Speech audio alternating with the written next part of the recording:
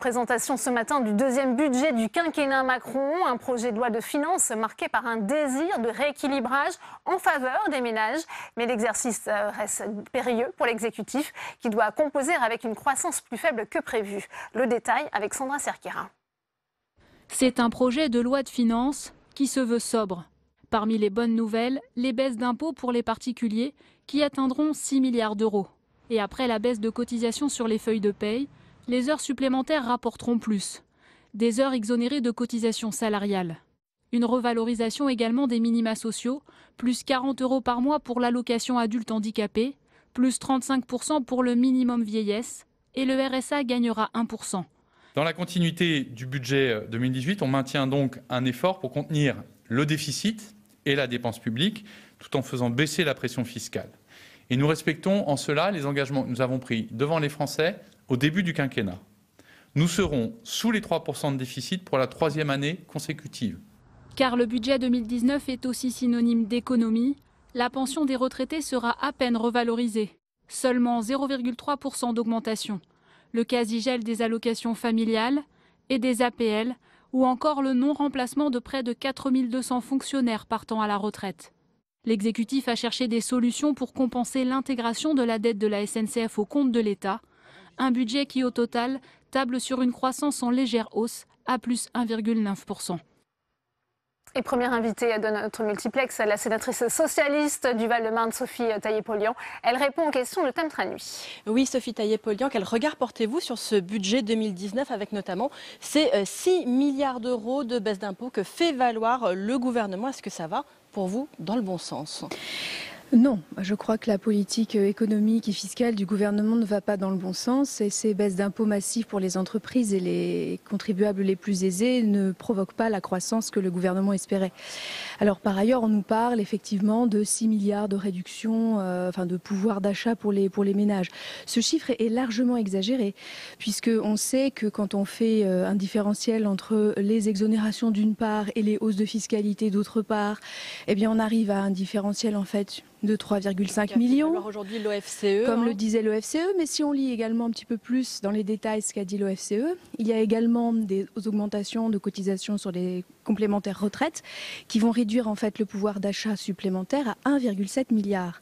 Or, quand on sait que sur ces 1,7 milliard, il y a 0,6 qui sont directement liés aux baisses de fiscalité pour les plus aisés, notamment je pense avec la PFU, il n'en reste pas beaucoup pour les personnes, je dirais, pour les Françaises et les Français. Et quand on met également en parallèle le fait que les salaires augmentent moins vite que l'inflation, on voit bien qu'en fait, la qualité de vie des Français, leur pouvoir d'achat ne va malheureusement pas augmenter. Donc vous ne croyez pas l'exécutif, quand il parle de budget, du pouvoir d'achat, s'inscrit également dans ce contexte ce fameux geste fiscal pour les 300 000 retraités, tout cela, même vous ne reconnaissez pas un effort ? Écoutez, je pense que le gouvernement a pris en compte le fait qu'ils avaient un problème politique d'adhésion des Français, notamment des retraités, et donc qu'ils essayent de faire des petites mesures pour rattraper un petit peu cette opinion qui s'échappe. Mais cela dit... Pour vous, ce n'est que de la communication, le gouvernement valorise le plus et ne parle pas du moins. Et oublie le moins. Et on est vraiment dans des mesures de communication, alors qu'on devrait être dans des mesures de réorientation, parce que la politique fiscale envers les entreprises et les plus aisés ne produit pas les effets qui étaient attendus. La croissance n'est pas là, le chômage est toujours extrêmement inquiétant et ne part pas à la baisse. Et donc il faudrait réaliser que c'est par une autre politique économique qu'on pourra relancer la France. Par ailleurs, le gouvernement ne va pas pouvoir tabler sur une conjoncture aussi favorable qu'il l'imaginait pour la suite. Ça aussi, c'est un point noir. Emmanuel Macron n'a pas réussi à relancer la machine. Oui, parce que ça fait tellement longtemps qu'on fait toujours ces politiques qu'on appelle des politiques de compétitivité coût, où on aide les entreprises en allégeant le coût du travail. Et donc finalement, on en finit, comme on allège le coût du travail, on finit aussi par alléger les protections de la sécurité sociale. On fait ça depuis très longtemps, ça ne marche pas. Donc maintenant, il faut qu'on considère un petit peu les choses de manière nouvelle et qu'on se dise qu'il y a beaucoup à faire dans l'investissement public, notamment dans la transition énergétique. Ça ne se fait pas sans moyens pour relancer la croissance. Et ce n'est pas le choix que fait le gouvernement. Le gouvernement choisit la politique d'aider les entreprises et cette année, particulièrement sur le budget, notamment la transformation du CICE. 20 milliards d'euros. On aurait très bien pu dire on garde le CICE et une fois uniquement que ces effets ont été atteints, on bascule sur la cotisation. Mais non, on fait les deux d'un coup. Donc on leur offre une trésorerie incroyable alors que les Français n'arrivent pas à joindre les deux bouts. Enfin, c'est un choix politique de relancer les entreprises. C'est aussi sur ce message qu'a élu Emmanuel Macron. Et ça ne marche pas. L'investissement ne connaît pas d'embellie extraordinaire. Alors on aide les entreprises à faire quoi? On aide les contribuables les plus aisés à faire quoi? À faire des placements financiers? Je pense que c'est vraiment pas ça qu'il faut faire. Ce budget marque-t-il la volonté de l'exécutif de prendre un virage social? Qui sont les gagnants et les perdants de ce projet de loi de finances? Quelle marge de manœuvre pour le gouvernement alors que la croissance peine à atteindre les 1,7? C'est le débat de Sénat 360.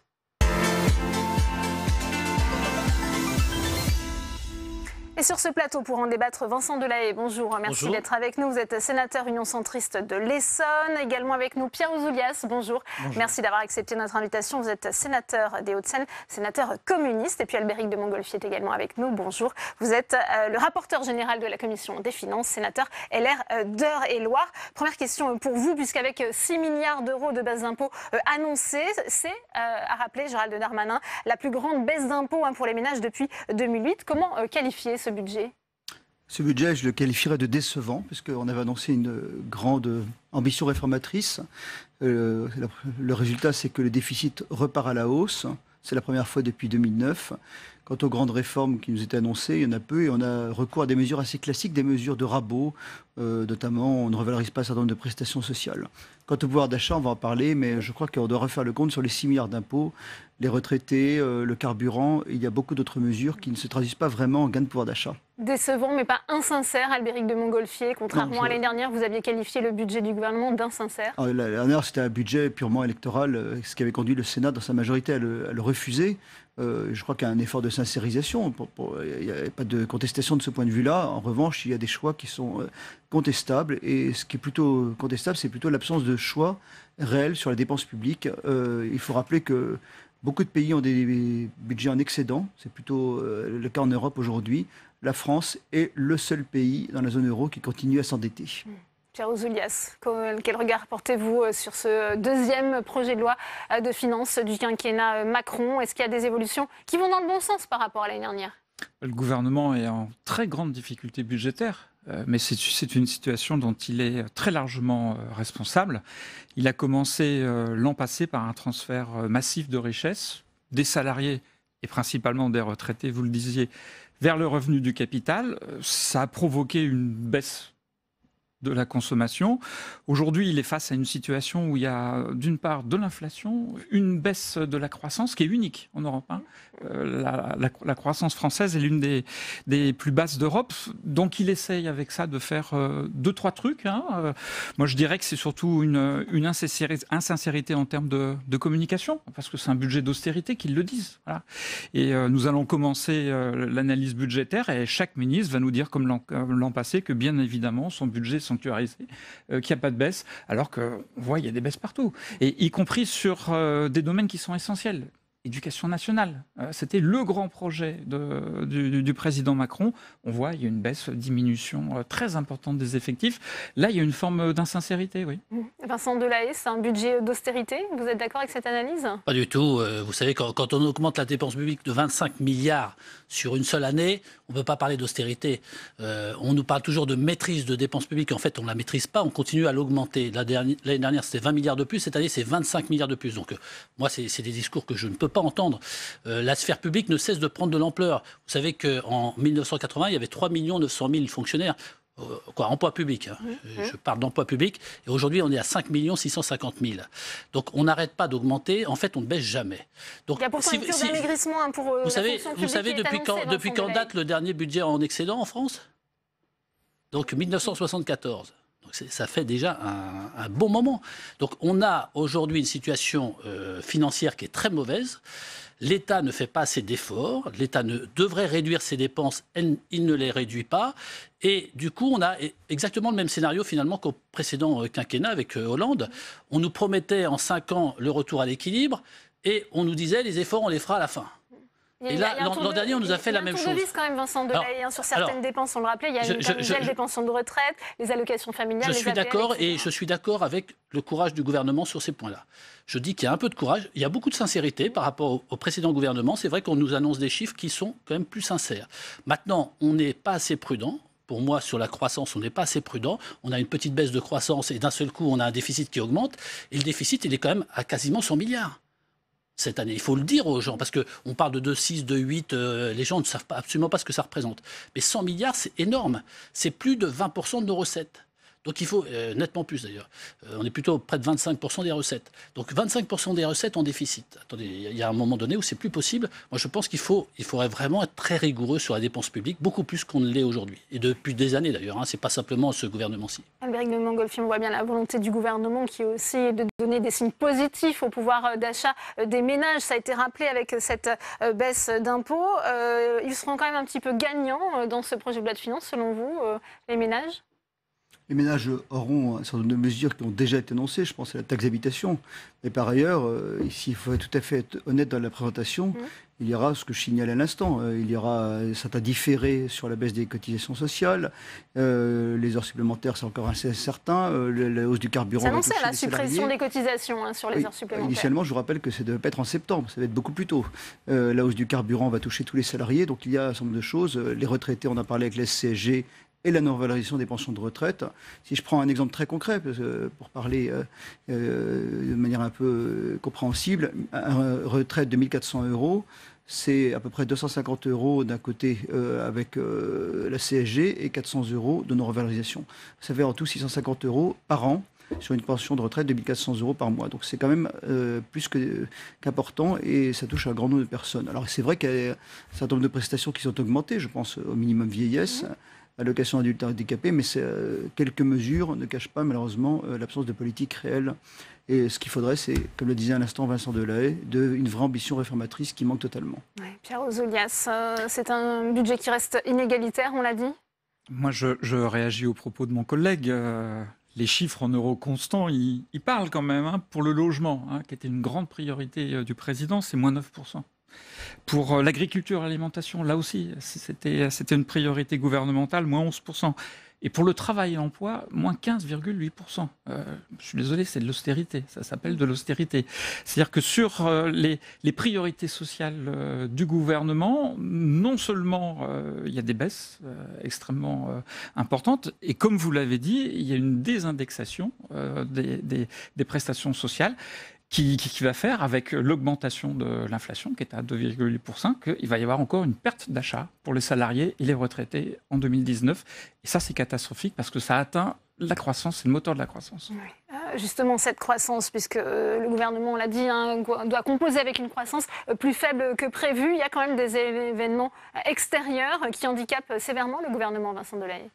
Ben, ça pourrait encore l'handicaper encore plus dans les années à venir, parce que quand on voit la politique qui est menée aux États-Unis par Trump, qui est une politique finalement de repli sur soi, de barrières douanières que certains défendent en France pour l'Europe de demain, mais on va voir les conséquences sur le plan économique, parce que ça va réduire très sérieusement les échanges et donc forcément la croissance mondiale. Et comme on sait que nous, on est déjà à la traîne un peu par rapport à la croissance mondiale parce qu'on a une dépense publique qui est énorme en France. On a 57% de notre richesse qui est en dépenses publiques. Et c'est quelque chose que toutes les forces productives du pays traînent depuis très longtemps. Ce n'est pas lié à ce gouvernement-ci, je le redis. Ils sont là depuis 1 an et demi. C'est vrai qu'ils ont fait un certain nombre de choses de façon courageuse. Maintenant, sur le plan de la dépense publique, on attend quand même beaucoup plus. Et on n'a pas parlé tout à l'heure par rapport au pouvoir d'achat non plus des cotisations retraite complémentaires Agirc-Arrco qui vont augmenter en 2019 et donc qui vont aussi peser sur le pouvoir d'achat. Moi, je crois qu'il faut se concentrer quand même sur ce qui est notre problème numéro 1, c'est le chômage en France. Ce n'est pas le pouvoir d'achat. Alors, pouvoir d'achat, c'est vrai qu'il y a des personnes qui ont du mal, donc celles-là, il faut les aider, mais c'est pas d'une façon générale le pouvoir d'achat, c'est le chômage. Et il faut pouvoir remettre beaucoup de gens sur le marché du travail. C'est essentiel. Je sais que c'est aussi une préoccupation du gouvernement, mais je pense que le projet de budget qui nous est présenté là ne suffit pas à aller dans ce sens-là. Dans un contexte de ras-le-bol fiscal, c'est un sentiment aussi qui monte. Il faut en tenir compte, Albéric de Montgolfier. Oui, parce que la France a battu un triste record. Nous sommes maintenant en Europe les numéros 1 devant les pays comme la Finlande. Nous sommes les numéros 1 en termes de prélèvements obligatoires. Et quand on regarde, le taux de prélèvement obligatoire reste extrêmement élevé en France. Nous sommes également, en termes de dépenses publiques par habitant, numéro 1 maintenant devant des pays comme le Danemark.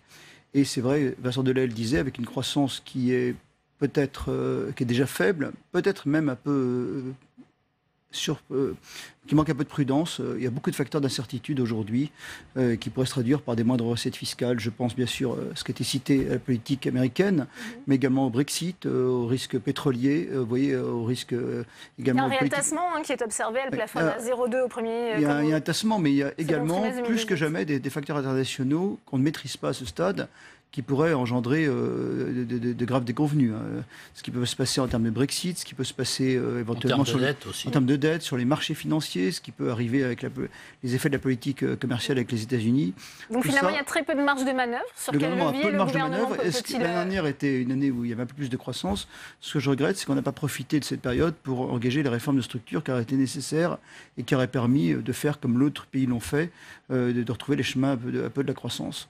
Voilà, c'est ce qu'il aurait fallu faire, et aujourd'hui on se retrouve avec un budget qui, par des mesures de bricolage, essaie d'afficher plus ou moins le déficit contenu, mais dans la réalité on est très très très loin de ce qu'il faudrait faire. Pierre Ouzoulias, Vincent Delahaye parlait du problème effectivement du chômage. Alors là, on sait qu'il y a pas mal d'annonces sur les entreprises, avec une nouvelle baisse de l'impôt sur les sociétés, la transformation du CICE en baisse de charge. Ça va faire comme réduction pour les entreprises 18,8 milliards d'euros. Ça, presque 20 milliards. Oui, mais cette politique de l'offre, c'est celle qui a déjà été appliquée pour la première année de ce quinquennat. C'est un échec. Il y a d'autres solutions. Prenez l'exemple du Portugal, qui a pris exactement des mesures inverses. Renforcement du SMIC, augmentation des services publics, lancement de projets publics. Oui. Et aujourd'hui, ça marche. Pour quel résultat, oui? Ils ont une meilleure croissance que nous, ils ont réduit leur endettement. Il y a d'autres solutions. La politique de l'offre, c'est celle qui était poursuivie par le gouvernement Hollande, avec la participation de Macron quand il était ministre de l'économie et des finances. Elle est poursuivie aussi. Aujourd'hui, c'est un échec. On le voit bien.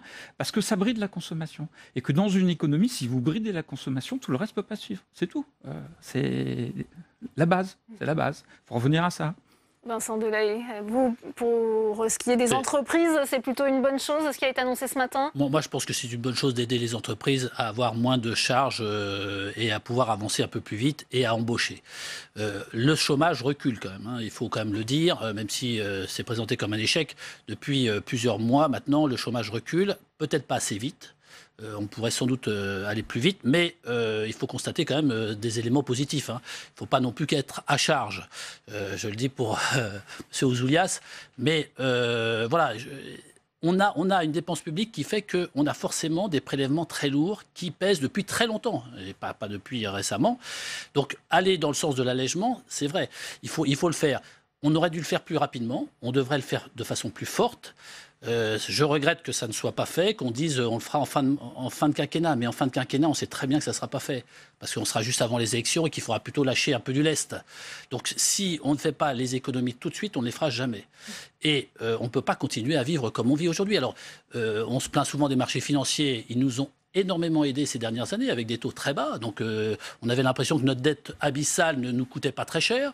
Mais si demain ça change, vous allez voir, ça va être une catastrophe. Une catastrophe parce qu'on a des finances qui ne sont absolument pas saines. On est parmi les pays européens, alors on veut montrer l'exemple, soi-disant, sur beaucoup de sujets, mais alors sur le plan financier, on ne montre absolument pas l'exemple. On montre l'exemple des derniers de la classe, qui est surtout pas l'exemple à suivre.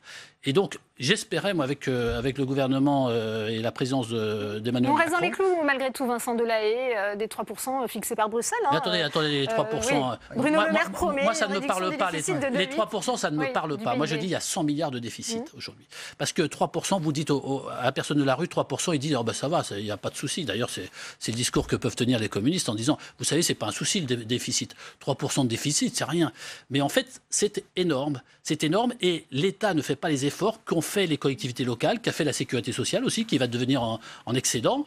Donc il y a des efforts qui ont été portés sur la sécurité sociale, sur les collectivités, et on ne sent pas du tout cet effort au niveau de l'État. C'est ça qui me gêne. Vincent Delahaye, pardon. Dans la zone euro, la moyenne, ça sera plus 0,2 cette année. Donc on est vraiment le mauvais élève de la classe. Et le seul pays qui continue à s'endetter. Avant de continuer d'analyser les enjeux de ce projet de loi de finances avec vous, messieurs, on va retourner à la salle des conférences puisque votre collègue, le vice-président du Sénat, le sénateur LR Philippe Dallier, est au micro de Tam Tranuit. On l'écoute. Oui, Philippe Dallier, votre commentaire sur ce budget 2019, Vincent Delahaye juge en plateau qu'il n'y a pas assez d'efforts de la part de l'État, notamment. Écoutez, c'est le moins qu'on puisse dire, puisque le gouvernement, à un an d'intervalle, va se contredire, puisqu'on avait annoncé à Bruxelles un effort sur la réduction des dépenses structurelles, un effort de 0,6%. En fait, il ne sera que de 0,3%. Bon, on le sait, la conjoncture est moins bonne, la croissance ne sera pas au rendez-vous de ce qui avait été espéré à la fin de l'année dernière, donc il y a des conséquences.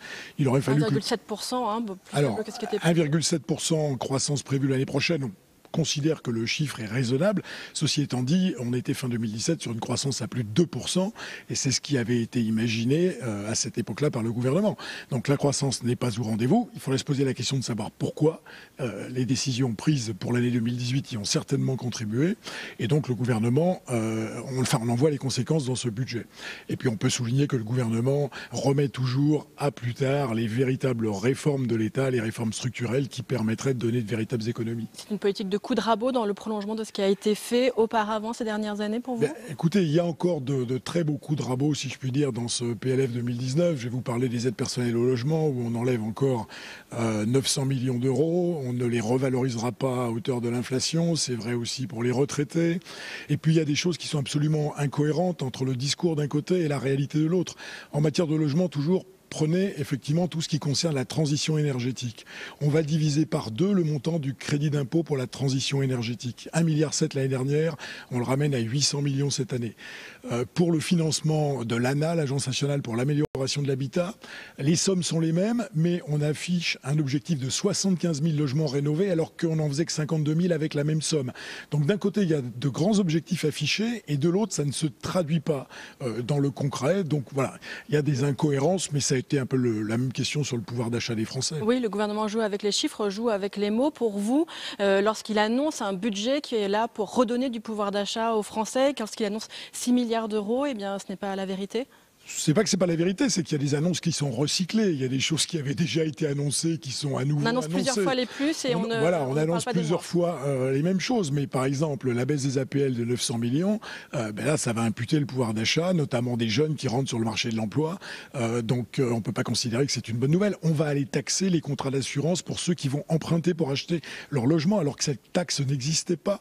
Et elle va rapporter peut-être une centaine de millions en 2019, mais elle rapportera jusqu'à 4 à 500 millions dans 2 ou 3 ans d'ici. Donc il y a des choses qui ne sont pas dites et qui donneront leurs effets négativement pour le pouvoir d'achat dans les années qui viennent. Un mot sur les gagnants tout de même, toujours les entreprises avec de nouvelles baisses du taux de l'impôt sur les sociétés, la transformation du CICE en allègement de charges, ça ce ne sont pas des bonnes choses? Ça ce sont effectivement de bonnes choses. D'ailleurs la transformation du CICE en baisse de charges coûte effectivement très cher cette année puisqu'on a une double année, oui. Ça coûte près de 20 milliards d'euros, donc ça impacte le budget 2019. Ça sera plus positif pour l'année prochaine. Ce qui est embêtant pour le gouvernement et pour les Français, c'est le manque de lisibilité de cette politique. Et je crois que le gouvernement l'a senti, parce qu'on a un effort en matière de communication assez impressionnant. On parle de pouvoir d'achat, alors que les Français, en général, ont plutôt le sentiment que leur pouvoir d'achat baisse ou est rogné. Donc il y a un vrai problème de communication, en plus de lisibilité de sa politique. On va continuer les réactions, puisqu'Alexandre Poussin, vous êtes devant la salle de la Commission des finances du Sénat. Je rappelle que les ministres Bruno Le Maire et Gérald Darmanin vont être auditionnés d'ici une demi-heure, et vous êtes aux côtés d'Éric Bocquet, sénateur communiste du Nord. Oui, Éric Bocquet, alors le grand mot d'ordre du gouvernement, c'est de redonner du pouvoir d'achat aux Français. Est-ce que ça va être le cas réellement avec ce budget ? Écoutez, il faut laisser la mousse de la communication retomber, parce que depuis ce matin, effectivement, on fait assaut de communication sur cet aspect, les 6 milliards rendus aux Français, effectivement. Donc l'annonce est séduisante, mais quand on regarde de près les choses, les mesures une par une, je pense au gel de l'augmentation des retraites, 0,3% avec une inflation annoncée à plus de 2%, le gel du point d'indice des fonctionnaires, là non plus, il n'y aura pas de gain de pouvoir d'achat, la hausse des prix du carburant et du tabac, qui va se répercuter sur l'ensemble et des conducteurs et des fumeurs. Voilà. Tout cela n'annonce pas de hausse du pouvoir d'achat, c'est évident. Et puis, on voit bien que le CICE qui va être transformé en baisse des cotisations sociales, c'est encore un coût de 20 milliards pour le budget de la nation. Donc je pense qu'on est encore une fois très très loin du compte.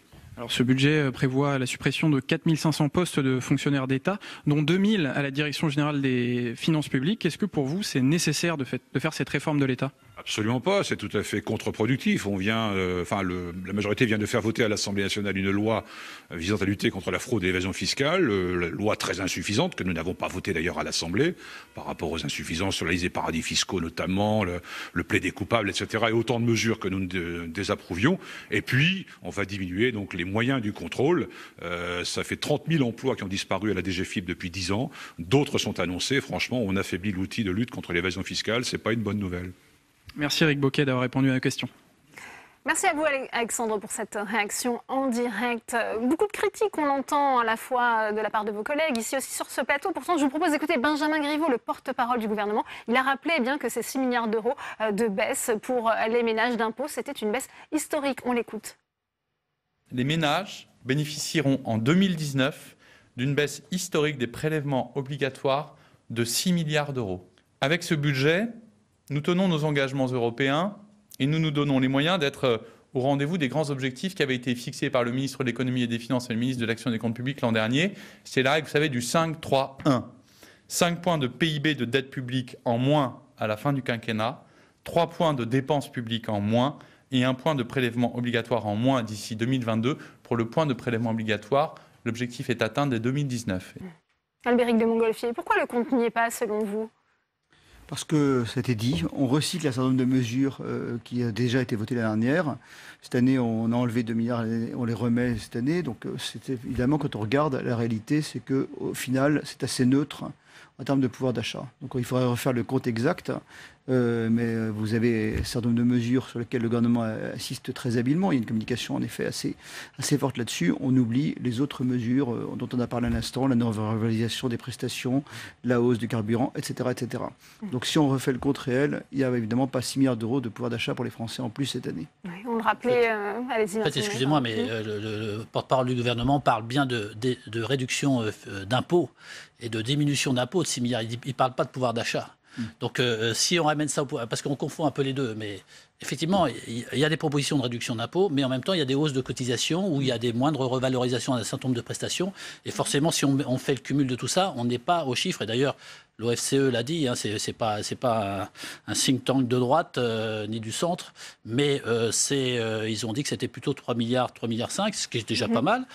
Mais il faut avoir ça en tête pour la communication, parce qu'effectivement, le gouvernement communique sur la baisse des impôts et nous, on communique plutôt par rapport à ce que les gens, globalement, vont avoir à payer d'ailleurs, parce que catégorie par catégorie, c'est pas le même sort d'ailleurs, parce que tout le monde ne paye pas des cotisations retraite complémentaires, tout le monde ne touche pas des indemnités, bon voilà.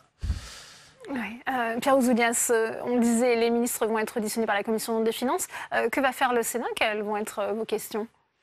Mais moi, j'aimerais vous dire là, puisque ça fait 1 an que j'ai été élu, que j'ai eu grand plaisir à voir que le groupe communiste et écologique au Sénat était l'un des plus actifs, si ce n'est le plus actif. Donc on va être extrêmement actifs. Et l'objectif, le budget il sera adopté, et puis j'ai compris que vous étiez finalement sur le fond d'accord avec ce budget. Mais nous, ce qu'on va essayer de faire, c'est de demander au gouvernement d'assumer sa politique. Le gouvernement nous a dit, et nous partageons son analyse, que les services publics étaient dans un état calamiteux. Et je pense notamment au cas du département de la Seine-Saint-Denis, le sénateur Dallier en parlait. On sait qu'il faut rajouter énormément de moyens dans les hôpitaux, dans les écoles, dans les universités, partout. Donc on va lui demander d'assumer ses responsabilités, nous expliquer pourquoi il va encore diminuer dans ces secteurs, alors que là, il y a une demande sociale forte qui doit être entendue. Donc là-dessus, nous serons très actifs. Albéric de Montgolfier, la majorité sénatoriale va-t-elle proposer un contre-budget comme cela avait été fait un contre-budget, vous savez l'année que dernière? Dans les textes, notamment la LOLF, l'article 40 de la Constitution, il est juridiquement malheureusement impossible de proposer un contre-budget en tant que tel. En revanche, nous pouvons proposer des choses très concrètes, comme nous l'avons fait l'année dernière, à la fois sur le plan fiscal, sur le plan de la dépense. Et l'année dernière, nous avions finalement abouti à un certain nombre de propositions très concrètes qui, bien sûr, contenaient le déficit et redonnaient du pouvoir d'achat aux entreprises et aux ménages. Je pense au quotient familial, parce que les familles sont parfois les grandes oubliées de la politique, malheureusement. Aux entreprises, ce que nous avions voté à travers la possibilité d'investir et le suramortissement. Et nous avions également proposé des économies. C'est ce que nous ferons cette année. Et je pense que la majorité ira jusqu'au bout de l'examen de ce budget pour proposer des signes beaucoup plus visibles qu'un budget qui est finalement assez brouillon, du moins dans ce qu'on en aperçoit aujourd'hui. Vous attendez des garanties de la part des ministres lors de leur audition tout à l'heure? Nous aurons une première audition qui est finalement assez générale. Et ensuite, la Commission des finances va rentrer dans le détail, c'est-à-dire examiner chacune des missions, chacun des crédits des ministères. Il sera l'occasion de rentrer dans le détail. Et puis, bien sûr, nous serons amenés en séance publique, à travers le PLF ou le PLFR, à pouvoir donner les grandes lignes de la majorité sénatoriale, de rentrer dans le détail sur chaque mesure. Vincent Delahaye, qu'attendez-vous de cette audition? C'est vrai que ça a été rappelé, c'est surtout une présentation des annonces de ce matin, des précisions sur certains domaines, c'est ce que vous attendez? Vous savez, on a l'habitude de ces auditions en commission des finances et c'est vrai que on apprend rarement beaucoup de choses. Sachant qu'on a eu ce matin communication des documents qu'on a essayé de lire rapidement et puis le budget, c'est quand même quelque chose d'assez vaste. Donc, on nous donne des grandes lignes, comme vient de le faire le porte-parole du gouvernement, avec des promesses de baisse des prélèvements obligatoires en 2019. Alors, il dit que ça va baisser en 2019, mais on n'en sait rien, en fait. Parce qu'en 2017, on nous avait dit la même chose et ça a augmenté, en fait. Donc, on va voir en 2018 ce que ça fait. Avant de dire ça va se faire comme ça, soyons prudents. Et je pense qu'il faut toujours être prudent. Alors, ce qui est de la sphère publique, depuis des années, ne prend de l'ampleur. On va encore prendre 25 milliards cette année de dépenses nouvelles, publiques. On n'a jamais dépensé autant sur le public. C'est pour M. Ouzoulias que je dis ça. On est passé de 3,9 millions d'emplois publics en 1980 à aujourd'hui 5 650 000. Et vous pensez que le service public est nettement meilleur aujourd'hui qu'en 1980 ? Vous avez le sentiment que les Français pensent cela ? Donc, moi, je crois qu'il y a un problème de gestion. D'abord, de rigueur aussi dans la gestion, et que ça fait des années que les Français ne sont pas des spécialistes en la matière. Donc il faudrait qu'on change complètement le paradigme, l'approche du budget et l'approche de la gestion de l'argent public qui doit être géré de façon beaucoup plus rigoureuse, et on doit aller vers une baisse de la dépense publique, ce qui ne veut pas dire moins d'efficacité dans les services. Il y a quand même des efforts qui vont être demandés aux chambres de commerce et d'industrie, au secteur audiovisuel, l'administration fiscale, ça a été rappelé au micro d'Alexandre Poussard à l'instant. Au secteur audiovisuel, vous savez quels sont les efforts qui vvont être demandés par rapport à l'ensemble des budgets qui sont consacrés ? Vous savez combien on a de chaînes publiques en France ? On a ça ne va pas assez loin, c'est ce que vous dites ? Non mais attendez, si on veut réformer, il faut arrêter de créer des nouvelles chaînes, ce qu'on a fait ces dernières années, d'avoir une chaîne d'information en continu, on peut se poser la question. Donc il faut se poser beaucoup de questions. Et on nous a annoncé en tout cas une volonté de réformer l'État. Il y a un rapport qui est sorti sur une politique à l'horizon 2022. On n'en voit pour l'instant pas le début de l'application. Ou sur certains petits domaines, mais vraiment ça reste très limité, beaucoup trop limité par rapport aux soucis qu'on a. Et je le disais tout à l'heure, le jour où les marchés financiers vont se retourner, alors là on va entendre parler des marchés financiers, on va nous dire ils nous étranglent. Mais on n'est pas comme au Japon. Au Japon, c'est les Japonais qui détiennent la dette publique. En France, c'est les étrangers qui détiennent notre dette. Donc on est à la merci des étrangers, des marchés financiers à un moment donné qui, lorsqu'ils vont plus du tout avoir confiance en nous, vont se retourner et là on sera dans une très très, très mauvaise situation. Ça vous fait réagir, Pierre Ouzoulias. Et vous voyez que le débat gauche-droite, il existe encore. C'est l'intérêt du débat. Voilà, il existe encore. Il est vif, et notamment sur les services publics. Et j'ai compris que vous étiez dans le même camp avec le président de la République. Moi, je vais juste vous prendre un exemple. Et ça sera un amendement que je porterai lors de la discussion budgétaire. Aujourd'hui, il existe le crédit impôt recherche. C'est 6,5 milliards. Ça pèse sur le budget de la recherche et de l'enseignement supérieur. Le gouvernement ça aide. Ça pèse. Laissez-moi finir. Le gouvernement est incapable de nous dire si vraiment ça aide la recherche publique. Il semble que ça ne soit pas le cas, puisque depuis 10 ans, le nombre de chercheurs et de thésards diminue. Voilà. Moi, je vais faire une proposition par un amendement. Je vais supprimer le CIR, 6,5 milliards, et transférer ça sur les universités, parce que là, on sait qu'il manque 1 milliard par an. Et je vous rappelle que, certes, le budget de l'enseignement supérieur, il est à l'équilibre, 0% d'augmentation, mais il y a 60 000 bacheliers supplémentaires. Donc, vous raisonnez comme si le pays n'augmentait pas, n'avait pas une population qui augmente, et puis surtout n'avait pas des besoins en connaissance. Vous pouvez soutenir cet amendement, Albéric de Montgolfier? La Commission des finances a fait un travail extrêmement approfondi sur le CIR. C'est un des dispositifs qui fait qu'il y a encore de la recherche en France. Je prends un exemple. Nous sommes allés à Toulouse, voir Airbus. Vous savez, Airbus est une entreprise européenne. Vous avez des usines aussi bien au Royaume-Uni, en Espagne, en Allemagne, etc. Et pourquoi les centres de recherche se concentrent largement en France grâce à ce dispositif du CIR. Alors c'est sans doute toujours perfectible, mais c'est ce qui permet d'avoir encore des chercheurs, notamment en entreprise, des entreprises qui recherchent en France. Autrement, il n'y aura rien de plus facile que de déplacer l'ingénierie. Un centre de production, ce n'est pas forcément délocalisable.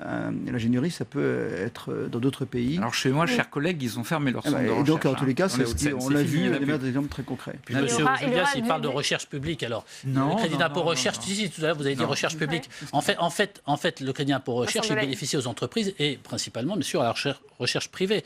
Et il y a énormément d'entreprises qui en bénéficient, et c'est pour ça qu'effectivement, il y a beaucoup de recherches qui sont localisées, qui est localisée en France, parce qu'on a cet avantage-là par rapport à beaucoup d'autres pays. Non, mais moi je vous dirais, je prends l'exemple d'Airbus, un très bon exemple. Airbus a décentralisé ses centres de recherche aujourd'hui en Roumanie, en Bulgarie, parce qu'il y a des frais salariaux très bas. Et le centre de recherche historique, celui fondé par Louis Berriot dans les Hauts-de-Seine à Suresnes, a fermé. C'est 150 ingénieurs, voilà. Ça, c'est le résultat du crédit impôt recherche. Ça permet à des grandes boîtes comme Airbus de défiscaliser un certain nombre de revenus. Que ça puisse aider les petites entreprises, certes, moi j'en suis tout à fait d'accord. Mais aujourd'hui, le CIR est utilisé par les grands groupes pour tout à fait autre chose que de la recherche. Et le résultat est catastrophique parce que, je le dis encore une fois, le nombre de thésards en France baisse. C'est le seul pays où le nombre de thésards baisse. C'est donc quelque chose qui ne fonctionne pas. Alors le débat s'annonce bien peut-être tendu sur cette question. Il y aura beaucoup effectivement d'enjeux, beaucoup de questions. Parlez-en aux start-up de supprimer le crédit impôt recherche. On va voir combien va y avoir de start-up en France. Eh bien merci Vincent Delahaye, merci Pierre Ouzoulias, merci Albéric de Montgolfier. Je vous laisse regagner la commission des finances où je rappelle, on attend Bruno Le Maire et Gérald Darmanin pour leur audition. Merci à tous les trois. On va continuer sur ce thème du projet de loi de finances avec vous, Thème Tranui, puisque vous êtes aux côtés du sénateur Les Indépendants, République et Territoire, Emmanuel Capus. Oui, Emmanuel Capus, votre commentaire sur cette volonté affichée du gouvernement de redonner du pouvoir d'achat aux Français. Est-ce que le budget 2019 est un budget de rééquilibrage ? C'est un budget en tous les cas qui correspond bien aux fondamentaux du président de la République, c'est-à-dire redonner de l'air aux entreprises, notamment avec la baisse de l'impôt sur les sociétés, avec la transformation du CICE en baisse pérenne des charges, avec aussi une relance de l'emploi à travers l'exonération des charges sociales sur les heures supplémentaires.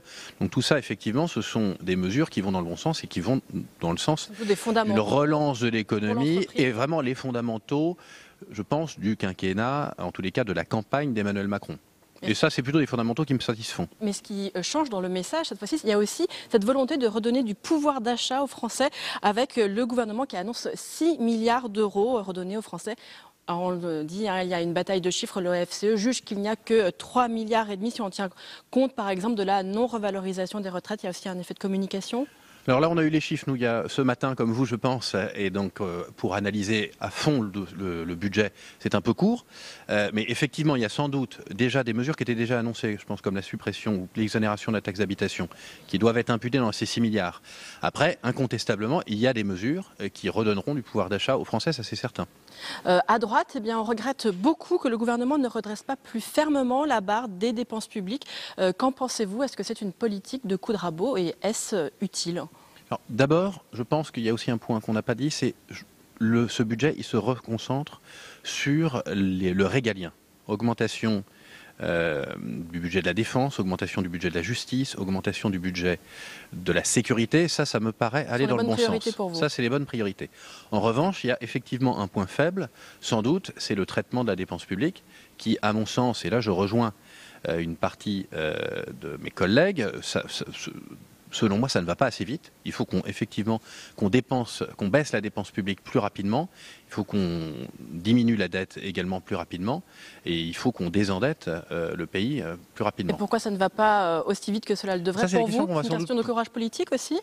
Alors, je ne sais pas. Alors, évidemment, la croissance a diminué. Donc, évidemment, ça rend plus difficile la tâche moins importante que ce qui était du gouvernement. Espéré. Donc, là, il est dans une demi-heure, voire dans maintenant moins d'une demi-heure, Gérald Darmanin et Monsieur le maire seront là pour être auditionnés par la Commission des finances. Ça fera partie effectivement des questions, si j'ai le temps de leur poser, que je leur poserai, c'est pourquoi on ne va pas plus vite et est-ce qu'on pourra atteindre les objectifs qui ont été fixés, c'est-à-dire 120 000 suppressions de postes dans la fonction publique d'ici la fin du quinquennat et une baisse de notre endettement tel qu'il a été annoncé. Et là, c'est vrai que ça paraît, en tous les cas, audacieux avec les chiffres qu'on nous annonce cette année. Une semaine après l'audition d'Alexandre Benalla, la commission d'enquête du Sénat a repris ses travaux ce matin. Au programme des auditions plus techniques de personnalités qui ont permis un éclairage nouveau sur les métiers de sécurité rapprochés, mais aussi sur l'organisation du fameux GSPR. Vous le savez, c'est le groupe de sécurité de la présidence de la République. Aurélien Romano. C'est l'ancien chef du GSPR, le groupement de sécurité de la présidence de la République, sous Nicolas Sarkozy, qui a été le premier auditionné. Les sénateurs voulaient savoir ce qu'il en était de l'organisation de la sécurité sous l'ancien président de la République. Un poste tel que celui occupé par Alexandre Benalla n'existait tout simplement pas. Aucun conseiller membre du cabinet du président de la République entre 2007 et 2012 n'avait en charge une quelconque mission de sécurité rapprochée. De même, aucun conseiller, d'après l'ancien chef du GSPR, n'était armé sous la présidence Sarkozy, contrairement à Alexandre Benalla. Non. Encore une fois, si une menace avait pesé sur un conseiller, plutôt que de lui attribuer une arme, on lui aurait attribué une sécurité. Cette arme a encore fait parler d'elle et les sénateurs n'ont pas manqué de rebondir avec un autre intervenant, criminologue, sur le selfie révélé par Mediapart. J'ai rarement vu des selfies de campagne où on essaye d'impressionner la serveuse avec un Glock. D'un point de vue professionnel, c'est contraire à l'ensemble des règles de port, d'usage et de maniement des armes. Donc de ce point de vue-là, il n'y a pas photo. S'il passait un examen, il aurait 0. Une note éliminatoire, précise-t-il. L'organisation de la protection d'Emmanuel Macron n'était pas adéquate, voire même dangereuse, si on en croit une autre réponse. Le plus sûr moyen d'avoir un accident, un assassinat ou une bavure, c'est de créer des commandements différents avec des individus appartenant à des chaînes différentes, ayant des pratiques différentes, une formation différente, une compétence différente, au même endroit, tous avec des moyens létaux. Le port d'armes et la fonction exacte d'Alexandre Benalla sont au centre des auditions des sénateurs qui continueront le 10 octobre avec la chef du GSPR, cette fois sous François Hollande. Et on continue les réactions. Tam Tranui, vous êtes avec le sénateur socialiste Didier Marie. Quels sont les enseignements qu'il a pu tirer de cette nouvelle salve d'audition ce matin ? Didier Marie, quel bilan tirez-vous des auditions et notamment de celle de ce matin? L'une des principales confirmations, c'est qu'il était absolument inédit qu'un chargé de mission à l'Élysée ait un permis de port d'armes. Oui, effectivement, le sentiment général que nous avons depuis le début se confirme audition après audition. D'une part, M. Benalla et le directeur de cabinet ainsi que le chef de cabinet de l'Élysée ne nous ont pas tout dit, loin s'en faut. Les contradictions tournent autour de ce permis de port d'armes. Ce matin encore, le préfet en charge précédemment, voilà, de la sécurité de la présidence de la République sous 3 présidents différents, nous a confirmé qu'à aucun moment une autre personne qu'un membre de la police ou de la gendarmerie ne pouvait être à proximité du président de la République en portant une arme, quel qu'il soit. Donc voilà, d'autre part, M. Benalla, lors de son audition, nous dit que ce permis de port d'armes lui est attribué à titre personnel. Quelques minutes ensuite, nous recevons l'ancien chef de cabinet du préfet de police qui nous dit non, ça lui a été délivré au regard de ses missions de police, ce qui veut dire au regard des missions de protection qu'il avait auprès du président de la République. Et là, Michel Bénard a bien rajouté que lui, s'il avait eu vent d'un problème de sécurité personnelle pour un chargé de mission, il y aurait assuré au contraire un officier de sécurité. Voilà, on ne confie pas une arme à toute personne qui se sent menacée. En général, l'état de droit protège ces personnes, ce qui aurait dû être le cas de M. Benalla s'il avait effectivement reçu des menaces. De nombreuses contradictions, donc, vous le dites, entre les témoignages, mais Philippe Bas nous l'a confirmé ce matin, la commission d'enquête n'auditionnera pas à nouveau Alexandre Benalla, malgré toutes ces contradictions. Est-ce que vous auriez souhaité l'entendre à nouveau? Pas particulièrement. Je crois que M. Benalla, lorsqu'il est passé devant la commission... Tout le monde oui, mais lorsque M. Benalla est passé devant la commission, il avait un discours extrêmement rodé, les mots étaient comptés, le discours avait été préécrit. Je ne pense pas qu'il en tiendrait un autre, parce que s'il en tenait un autre, il se parjurerait au regard des serments du serment qu'il a fait devant la commission. Donc non, je ne crois pas que ce soit particulièrement utile. Maintenant, il va falloir arriver à la conclusion de cette commission d'enquête. Elle est ouverte pour 6 mois. Je ne sais pas s'il faut aller jusqu'au bout de ces 6 mois. En tout état de cause, je crois que nous avons les uns et les autres, quelles que soient nos sensibilités politiques, une intime conviction, à savoir que M. Benalla ne nous a pas dit la vérité, qu'ensuite il était effectivement en responsabilité d'une sécurité bien supérieure à celle qu'il dit avoir assumée en tant que chef adjoint de cabinet. Non seulement il coordonnait les services, mais il avait vraisemblablement une mission directe de protection, comme on dit, à l'épaule droite ou à l'épaule gauche du président de la République. Vous jugez néanmoins qu'il va falloir bientôt tourner la page. C'est tout de même une affaire qui aussi empoisonne les relations avec l'exécutif et peut-être qu'il faut maintenant avoir les conclusions et ensuite se remettre au travail sur le travail législatif. Écoutez, moi j'ai été extrêmement choqué par l'attitude de l'exécutif. Que le président de la République téléphone au président du Sénat pour lui demander de mettre fin indirectement à ces auditions, que les ministres montent au créneau comme ils l'ont fait en dénonçant un complot quasiment. Tout ça est scandaleux. Le Sénat n'a fait que son travail. À parité politique, nous avons auditionné et nous avons aujourd'hui une intime conviction que, je pense, les rapporteurs mettront sur la place publique. Eh bien, merci beaucoup Didier Marie d'avoir répondu à mes questions. Merci à vous. Merci à vous, Tam, pour cette nouvelle réaction. Et on va continuer d'analyser, de décrypter ces 3 nouvelles auditions avec mes invités sur ce plateau. J'ai le plaisir d'accueillir Esther Benbassa. Merci d'être avec nous. Vous êtes sénatrice écologiste rattachée au groupe communiste, sénatrice de Paris. Sur ce plateau également, Mathieu Darnaud. Merci d'être avec nous, sénateur LR de l'Ardèche. Jean-Yves Lecomte est également avec nous. Bonjour, sénateur socialiste. Vous représentez les Français établis hors de France. Et puis Dany Wattebled, vous êtes sénateur Les Indépendants du Nord. Tous les 4, vous êtes membres de la commission des lois, membre donc de droit de cette commission d'enquête sénatoriale. Première question pour vous, Esther Benbassa. 3 nouvelles auditions, on le disait, plus techniques, de personnalités spécialisées dans les questions de sécurité rapprochées. Est-ce que vous avez eu des éléments nouveaux, des informations que vous n'aviez pas jusqu'alors recueillies ? Oui, j'ai appris par M. Bénard, préfet, comment fonctionnait la sécurité du président avec plein de mots. Triangle, matelas, épaule, etc. Bon, je ne m'y connais pas, c'était intéressant, mais ce que j'ai appris, c'est que c'est quand même en France qu'on peut laisser des personnes qui ne sont pas au GSPR et y être, n'est-ce pas? Parce que c'est absolument impossible aux États-Unis qu'il y ait des gens en dehors du service de sécurité qui s'occupent de la protection du président.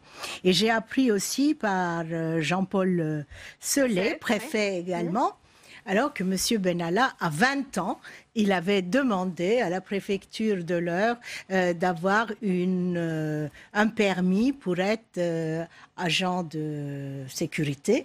Et c'est impressionnant d'avoir cet amour de la sécurité si jeune et qu'il a renouvelé ensuite ses autorisations jusqu'à récemment demander une autorisation pour devenir gérant d'une société de sécurité. Donc ça éclaire sur quand même l'itinéraire de cet homme. Moi je suis un peu littéraire, je viens de l'université. C'est un personnage quand même un peu épique. Il est là, il aime les armes, il les utilise, il pose avec ses armes. On va en parler, c'est extraordinaire. Mathieu Darnaud, est-ce que ces descriptions très précises du fonctionnement de la sécurité de la présidence de la République, ça vous a permis d'en savoir un peu plus sur la fonction et les missions exactes d'Alexandre Benalla, puisque c'est ça aussi le cœur des débats et de la commission d'enquête. Et j'allais dire qu'il demeure un flou très important autour des missions et de la fonction précise qu'occupait Alexandre Benalla. En revanche, tout converge et chaque audition nous renforce dans cette conviction, je pense partagée, qu'il occupait une mission de sécurité, voire de sécurité rapprochée. Et je crois que tout ça ne fait que légitimer encore un peu plus la démarche qui est celle de la commission d'enquête du Sénat et qui nous amène effectivement à être un petit peu choqués des prises de position de l'exécutif qui remettait en cause nos travaux. Or, aujourd'hui, on le voit, et l'actualité aussi apporte son lot, je ne vais dire pas quotidien, mais presque d'informations complémentaires. Oui. Alors avant de poursuivre ce débat, je vous propose, Jean-Yves Lecomte, d'écouter justement le préfet Michel Bénard sur sa conception de la sécurité rapprochée. C'était ce matin, on l'écoute. La présence du chef de cabinet ou de son adjoint à proximité du président de la République n'était pas systématique. Elle était systématique sur les déplacements du président de la République, mais pas systématique dans son environnement le plus proche. Il accompagnait le président de la République pour faire face à tout événement du type organisationnel, en lien avec le préfet territorialement compétent, encore une fois, ou avec l'ambassadeur de France, ou avec les autorités étrangères qui nous accueillaient. Mais sa présence n'était pas toujours immédiatement à côté du président de la République. Ça, clairement, c'est un choix du président de la République lui-même. C'est lui qui définit qui il souhaite avoir à ses côtés. C'est quelque chose qui est propre à chaque président. Jean-Yves Lecomte, qu'est-ce que ça vous inspire, ces propos? C'est vrai qu'on parlait de ce flou finalement entretenu.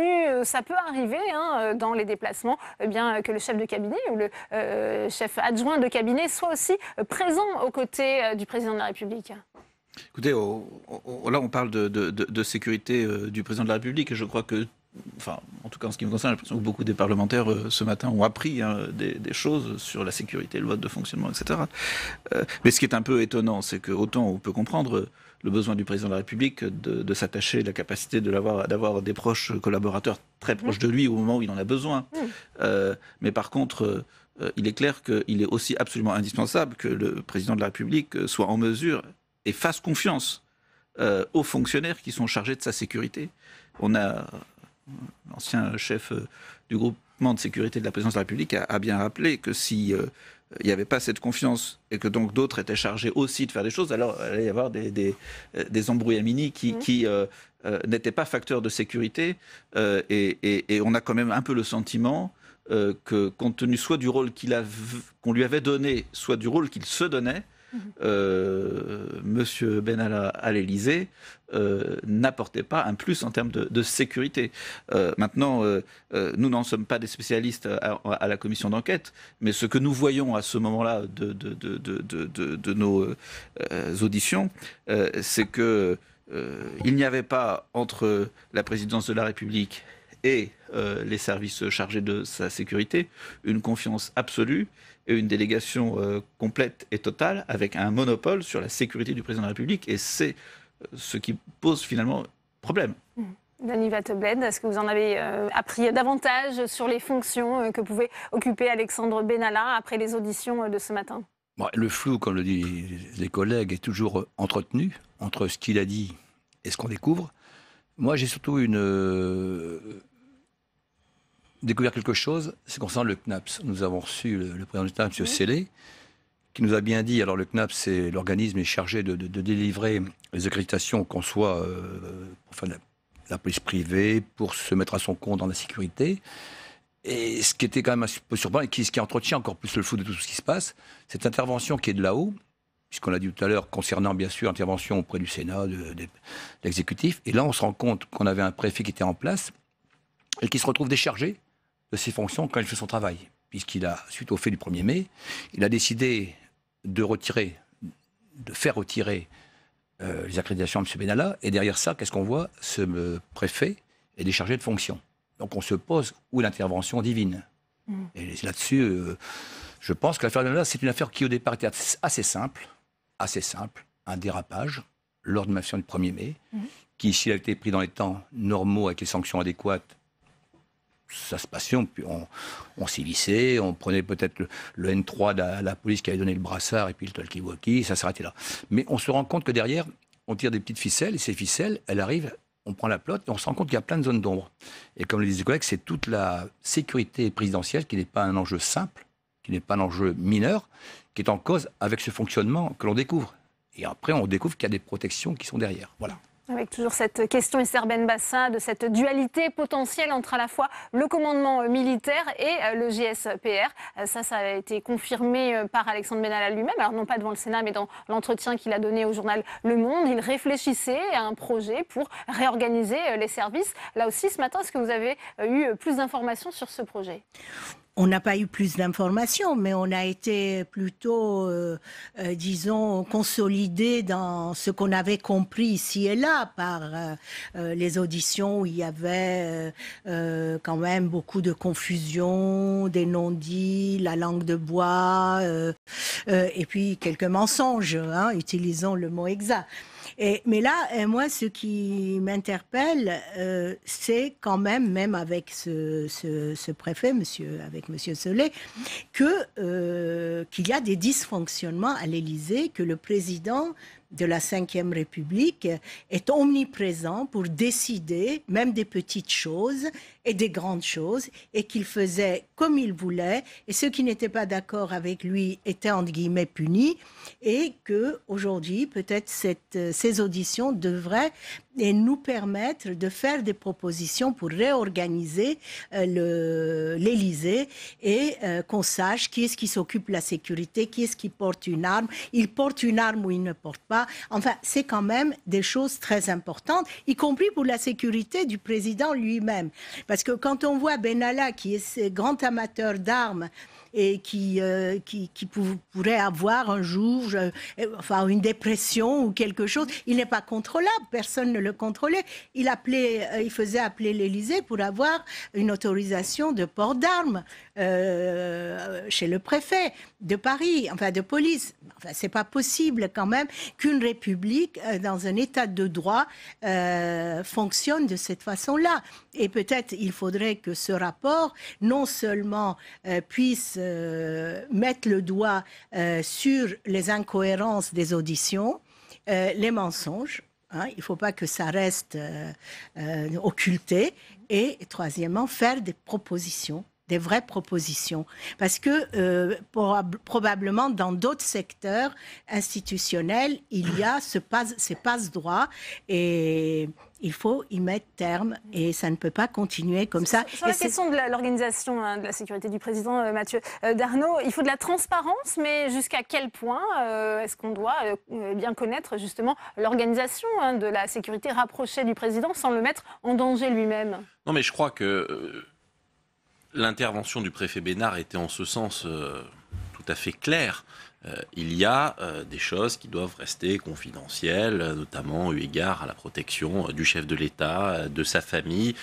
Ça, je crois que ces enfants, ce n'est pas le cœur du sujet actuellement. Là, on parle véritablement d'un dysfonctionnement et du fait, au-delà de ce qui a été partagé ici, à savoir les flous qui existent autour de la fonction précise d'Alexandre Benalla, on voit bien, et le préfet Bénard l'a dit, qu'il n'incombait pas...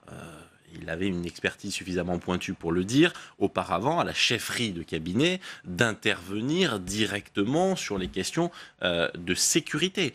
C'est ce que nous essayons de mettre en évidence. C'est ce lien et finalement cette prise de pouvoir par Alexandre Benalla lui-même sur les questions de réorganisation, vous venez de l'évoquer, de la sécurité du président de la République. Et c'est sur ce point précis que nous aimerions faire la lumière et avoir des éclairages que l'on n'arrive pas, et c'est ce qui est quand même assez exceptionnel, c'est que nous n'arrivons pas à avoir d'éléments. Cette prise de pouvoir dont vous parlez, elle a pu être encouragée, cette prise de pouvoir d'Alexandre Benalla ?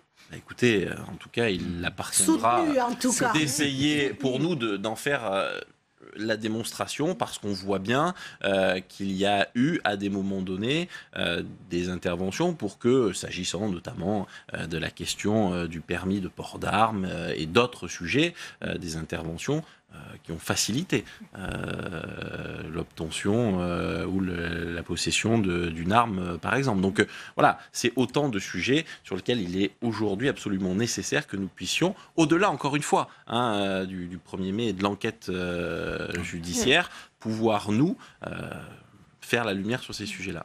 Il faut absolument que ça soit assuré par des fonctionnaires, la sécurité du président, Jean-Yves Leconte, puisqu'il y a peut-être cette tentation de confier cela à des... Par des professionnels. Oui, par des professionnels, et il doit y avoir une délégation. Pas de contractuel. Il doit y avoir une délégation complète de confiance du président de la République à ceux à qui il le fait. C'est indispensable. Dans un avion où se trouve le chef de l'État, c'est le pilote qui est responsable de sa sécurité. C'est pas le chef de l'État qui va décider s'il atterrit ou pas. Là, c'est la même chose sur chaque question. C'est un professionnel qui doit pouvoir être en mesure de décider sans pression ou voilà. Donc Benalla était professionnel. Il avait sa carte. De ce point de vue-là, en France, on a la délégation à des fonctionnaires de police et de gendarmerie, et la manière dont ça fonctionne ou on le laissait fonctionner pose une difficulté sur la sécurité du président de la République, mais d'une manière un peu plus large, sur la manière dont à l'Élysée les choses fonctionnent. Et puis cette commission d'enquête montre aussi, on le voit dans les rapports avec la préfecture de police, combien quand quelque chose vient de la présidence de la République, dans nos institutions, c'est irrésistible. Et ce sont ces conclusions qui doivent être mises en évidence. Comment faire pour que la présidence de la République reste à sa place, que sa sécurité soit assurée, mais qu'elle soit aussi équilibrée et qu'elle ne puisse pas, en dehors de toute procédure écrite, dominer l'ensemble des institutions. Alors justement, pardon Esther Benbassa, je vous donnerai la parole après. On va réécouter encore une fois le préfet Bénard ce matin sur cette question du port d'armes. Pour lui, encore une fois, ça a été rappelé, seules les forces de sécurité ont le droit d'avoir une arme. Écoutez. Lorsque vous étiez en poste à l'Élysée, avez-vous eu connaissance que d'autres personnes que les membres du commandement militaire et les membres du GSPR disposaient d'un port d'armes? Monsieur Bénard. Non, bien sûr. J'ai jamais eu connaissance de ce type de fait. Toutes les années où vous avez été en fonction, vous n'avez eu connaissance d'aucun port d'armes pour aucune personne, quelle qu'elle soit, appartenant au personnel de l'Élysée ou au cabinet, en dehors, bien sûr, du GSPR et du commandement militaire. Merci. Non. Encore une fois, si une menace avait pesé sur un conseiller, plutôt que de lui attribuer une arme, on lui aurait attribué une sécurité. À la suite de ce qu'il a dit aussi, le préfet Bénard, je me pose une question. Alors, savoir quel était le but de former une protection privée. Quel était l'objectif? Ça, personne ne nous l'a dit encore.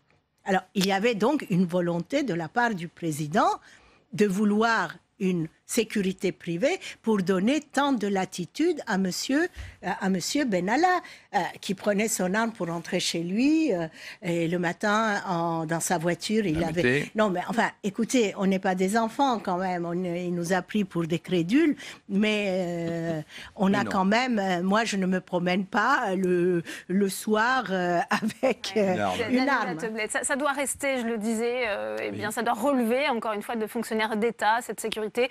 Ça peut être dangereux de faire appel au secteur privé. On a des gens formés pour ça, le GSPR, moitié police, moitié gendarmerie, qui sont des gens d'élite.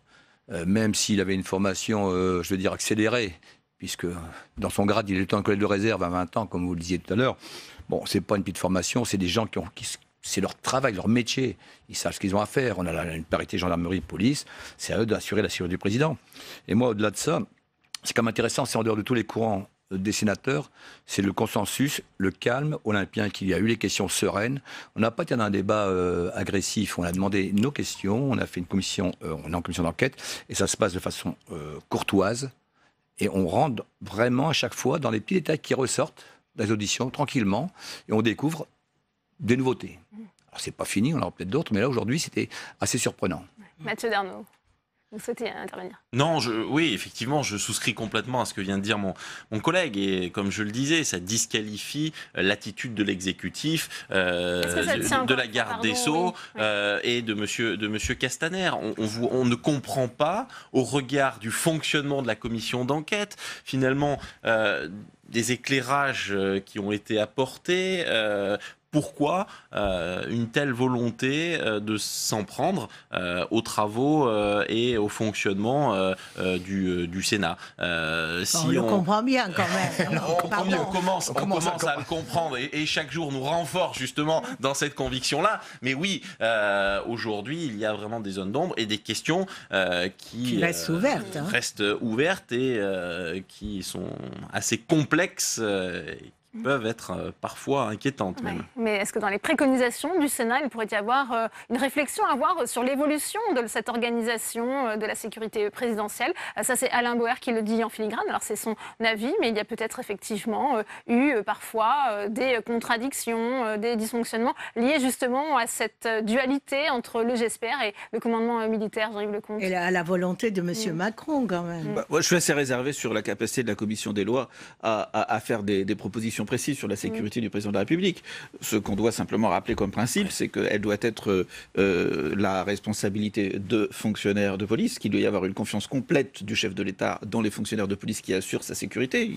Il peut les choisir, mais après il faut qu'il les fasse confiance complète et qu'on a quand même un sentiment au minimum d'un peu d'improvisation, de bricolage, de vouloir doubler les fonctionnaires par des personnes en qui on a absolument confiance et ça c'est pas sain. Ça veut dire quoi, qu'il y avait un manque de confiance de la part d'Emmanuel Macron justement comme s'il y avait un manque de confiance vis-à-vis des fonctionnaires et qu'il fallait doubler ou contrôler les fonctionnaires par des personnes dont on est sûr qu'ils sont fiables et proches de soi. Et ça interroge sur le rapport du président de la République avec l'administration. Esther Benbassa. Écoutez, je ne vais pas utiliser des termes médicaux, je ne suis pas médecin, mais enfin, ça relève quelque part, quand on regarde ça de loin, d'une paranoïa du président. Pourquoi avait-il peur de ces fonctionnaires qui sont là depuis tout le temps et se fabriquer une nouvelle protection? Est-ce que c'est ce fameux événement de Hollande avec son scooter où il y a eu des fuites? Ben, oui, il y a eu des fuites, hein, ça a quand même égratigné son image. Mais enfin, il doit y avoir quelque part une raison. Pourquoi il s'entoure de ce personnage? Pourquoi il lui donne tant de marge de manœuvre? Mon collègue a raison. Si c'était le policier ordinaire qui assure ordinaire entre guillemets, qui est au GSP, avec le GSP, il ne va pas téléphoner au préfet pour demander des passe-droits.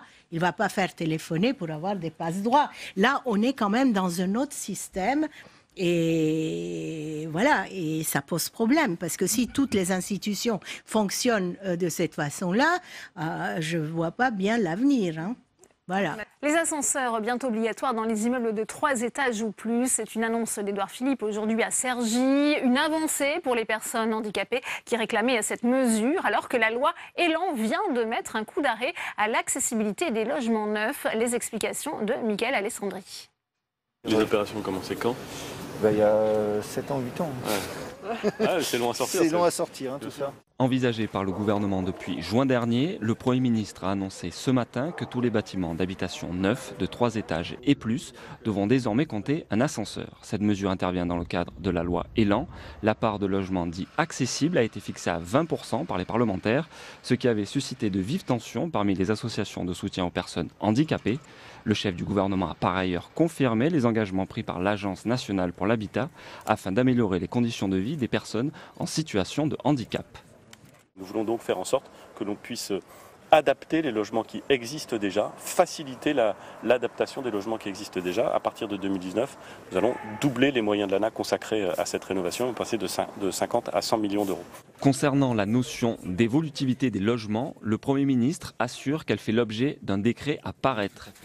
Le principe étant de pouvoir modifier un habitat pour le rendre accessible en permettant d'abord d'y casser ou d'y déplacer des cloisons à moindre coût. Et Sophie Cluzel, secrétaire d'État chargée des personnes handicapées, est notre invitée. Elle répond aux questions de Tam Tranui. Le face-à-face, c'est tout de suite.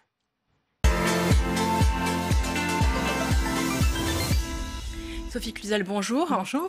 On va donc revenir sur cette annonce principale du Premier ministre ce matin, des ascenseurs obligatoires dans les immeubles neufs d'au moins 3 étages, au lieu de 4 étages jusqu'ici. C'est une mesure qui a l'air ainsi technique, mais en réalité, ça concerne énormément de personnes handicapées. C'était d'ailleurs une demande très forte des associations.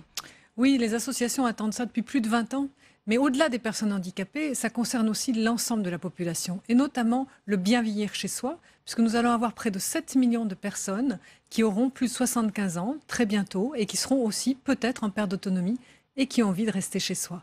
Donc, et ça sert aussi les familles nombreuses, qui n'ont pas vécu des galères avec des poussettes jusqu'au 3e étage sans ascenseur. Donc c'est une mesure qui concerne la modernité de notre société que l'on veut bâtir pour les 50 ans à venir.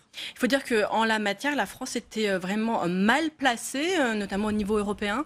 Oui, très mal. Nous étions un des derniers pays, avec la Tchéquie et la Hongrie, à avoir cette réglementation au rez-de-chaussée plus 4 étages. Nos amis européens ont compris depuis bien longtemps que se vivre ensemble, que rester vieillir chez soi, que de faire toute sa place à la modernité, et que l'ascenseur est une des conditions de cette accessibilité universelle, cette conception universelle. Quand on la pense au début, eh bien tout simplement, elle sert au plus grand nombre. Concrètement, ça va faire combien de logements accessibles en plus, cette mesure ? En fait, déjà aujourd'hui, les immeubles qui sont construits à 3 étages, parfois ont souvent des ascenseurs, parce qu'ils ont des parkings, par exemple. Là, on est obligé d'avoir un ascenseur. Mais nous pensons justement que ça va insuffler beaucoup plus de construction, puisque souvent c'était bloqué au 3e, pour ne pas avoir à mettre cet ascenseur. Donc nous pensons que ça va doubler l'offre de logements accessibles. Les ne jouaient pas le jeu, ils se disaient on s'arrête à un certain nombre d'étages pour ne pas avoir à construire d'ascenseur. Exactement. Donc là, ça va libérer beaucoup de projets, beaucoup de constructions. Ça va permettre aussi de travailler sur ce qu'on appelle l'habitat inclusif, c'est-à-dire de penser une accessibilité universelle pour servir les personnes âgées, les personnes handicapées. Ce matin, nous étions avec le Premier ministre dans un habitat intergénérationnel et qui a compris vraiment depuis le départ que cette conception d'accessibilité universelle permettait un vrai vivre ensemble, un pacte social, une cohésion sociale dans un quartier complet et permettait l'autonomie des personnes. Et le témoignage de ce jeune homme de 30 ans en fauteuil roulant qui enfin accédait à son logement en toute autonomie et redécouvrait justement une liberté d'action était assez édifiant vraiment. Est-ce que cette mesure, c'est une mesure de rattrapage, une mesure de concession pour compenser ce projet de loi Élan qui prévoit notamment que seuls 20% des logements neufs sont accessibles aux handicapés au lieu de 100% auparavant? Cette mesure, elle fait partie d'un dispositif global. Et c'est ce que je disais aux associations, nous allons avoir un dispositif global. Nous avons un changement de paradigme de passer de 100% accessible à 100% évolutif, tout en conservant déjà encore 20%, 20% totalement accessible dès le début. Mais dites-vous bien que l'important, c'est d'avoir cet ascenseur pour accéder à ce logement enfin évolutif ou même complètement adapté. Donc c'est vraiment une vision globale, c'était du réglementaire, c'est pour ça que nous avons attendu le passage de la loi en commission mixte paritaire qui vient d'être passée au Sénat, pour pouvoir faire cette annonce afin de dire que ça sera dans un décret qui sera avant la fin de l'année paru, où toutes ces conditions techniques, financières et notamment cette réglementation sur l'ascenseur sera précisée. Tout de même, pour revenir sur la loi Élan, je vous propose de revenir à un moment de ce débat parlementaire qui a été assez houleux dans l'hémicycle sur la question du handicap. On va écouter le sénateur Fabien Gay qui a jugé que le projet de loi Élan satisfaisait notamment les lobbies du bâtiment. On l'écoute et on en parle juste après. Cette loi de régression sociale contredit les objectifs d'autres politiques publiques engagées par le gouvernement, notamment le développement de l'habitat inclusif et de l'hospitalisation à domicile, ainsi que l'élévation du handicap au rang de priorité du quinquennat en 2017. C'est la simple mise en place d'une revendication de longue date du lobby du bâtiment, en particulier de la Fédération française du bâtiment, qui réclamait mot pour mot une telle mesure dès 2013 et aussi le reflet du désengagement de l'État face aux questions sociales. Il vise purement et simplement à diminuer les coûts de construction au bénéfice des propriétaires. Je reviens donc à ma question. Est-ce que la loi Élan a été régressive pour les personnes handicapées? Est-ce qu'elle a satisfait les lobbies du bâtiment? Il y a la parole de Fabien Gay, mais par exemple, l'Association des paralysés de France a jugé que c'était une immense régression en matière d'accessibilité de logement que cette loi. Je tiens à dire que l'Association des paralysés de France, ce matin, a salué grandement cette annonce de l'abaissement de l'ascenseur, parce que c'est ça, la vraie effectivité des droits. C'est permettre par l'ascenseur d'accéder à son logement. Aujourd'hui, beaucoup de personnes handicapées étaient assignées à résidence au rez-de-chaussée. cette réglementation va permettre vraiment d'élargir énormément le périmètre d'accessibilité. Non, ce n'est pas une régression. En revanche, construire de façon évolutive permet de servir le plus grand nombre. Je vous ai dit 850 000 personnes à mobilité réduite qui ont besoin de cette accessibilité. Pour autant, cette accessibilité, nous ne renonçons pas. Elle est universelle dans le sens où les parties communes, les salons et les toilettes restent 100% accessibles. Donc, une personne en fauteuil peut visiter n'importe qui dans le futur, dans les constructions nouvelles. Elles ne sont pas assignées à isolement social. Au contraire, tout est visitable. Donc, cette ambition, elle est pleine et entière. Elle reste pleine et entière. En revanche, le fait de pouvoir avoir des cloisons que l'on déplace simplement parce qu'on construit intelligemment, eh bien, va pouvoir permettre de servir le plus grand nombre de besoins, car nous avons une diversité de besoins d'adaptation très importante pour tous les types de handicap, pour les personnes qui vieillissent et pour tous les Français et les Françaises. Et vous n'aviez pas annoncé cette mesure plus tôt lors de la loi Elan. On imagine aussi qu'il y a dû y avoir des discussions ardues, des arbitrages à remporter. Est-ce que ça a été aussi compliqué de défendre cette mesure dans Oui, dans ça a le été un gouvernement combat. Ça a été un vrai combat avec les associations et je remercie vraiment l'ensemble aussi du gouvernement qui a été attentif à présenter vraiment une solution globale. Et j'avais dit aux associations, nous ne lâcherons pas. Et voilà, c'est le fruit vraiment d'une concertation, de négociation. Et c'était important d'aller jusqu'au bout, de pouvoir rassurer les associations. C'est bien pour ça que je serai très vigilante à ce que ce décret sorte très rapidement, avec les conditions techniques, les conditions financières et bien sûr les réglementations très précises. Ce décret, vous l'annoncez pour quand? Avant la fin de l'année. Avant la fin de l'année, vous vous y engagé. Oui. Donc, pour revenir tout de même sur peut-être les difficultés que ça a pu poser dans votre camp, quand on voit par exemple que la majorité LREM à l'Assemblée nationale voulait seulement 10% de logements neufs accessibles. Par exemple, au Sénat, c'était 30%. On imagine que c'était presque un problème culturel. Il y a dû vraiment avoir des difficultés à défendre votre point de vue. On ne va pas le nier qu'il y avait des difficultés. Mais moi, ce qui m'intéressait, c'est d'aller jusqu'au bout. Parce que, encore une fois, avoir un logement accessible, je me répète, mais encore avoir une fois un logement accessible au 3e sans ascenseur n'avait aucun sens. Donc il était très important et ce combat sur l'ascenseur, ça paraît anodin, mais c'est vraiment la clé de voûte de notre construction de la société future, accessible, moderne. Je dirais même que l'ascenseur, c'est un petit peu comme le Wi-Fi sur la réalité virtuelle, c'est un élément de modernité totale qu'il nous faut vraiment développer.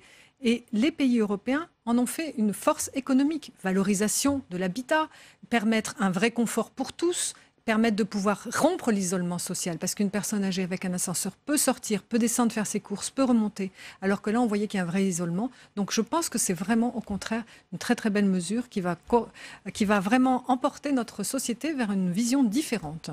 Néanmoins, alors aujourd'hui, les associations de personnes handicapées jugent que la France reste très en retard, qu'elle viole la Convention relative aux droits des personnes handicapées. On l'a vu, nous avons été interpellés sur les réseaux sociaux quand on a su que vous veniez. Qu'est-ce que vous pouvez leur dire pour les rassurer? Par exemple, il y a un autre problème, c'est peut-être l'accessibilité de l'espace public. Alors, je leur dis d'abord que oui, le handicap est une priorité du quinquennat. Nous venons encore de le prouver. Nous voulons dire aussi que, par exemple, l'allocation adulte handicapé va augmenter au 1er novembre de 50 €, 860 € par mois. Et la deuxième tranche d'élévation va être au 1er novembre 2019. C'est 2,5 milliards d'investissements sur le quinquennat pour pouvoir faire en sorte que les personnes handicapées qui sont empêchées de par leur handicap d'avoir une activité puissent avoir un revenu décent. Donc je pense que le handicap est bien la priorité du quinquennat. Nous allons avoir des belles mesures aussi annoncées de simplification d'accès aux droits. Et ça, c'est très important parce que c'est encore le parcours du combattant. Nous demandons aux personnes en situation de handicap de prouver sans arrêt leur état pour avoir droit à une compensation. Donc nous allons aller vers une simplification. Dites-le nous une fois pour toutes. On a compris que vous étiez une personne en situation de handicap et nous nous engageons à vous accompagner, à vous donner des droits peut-être à vie pour certains types de handicap avérés.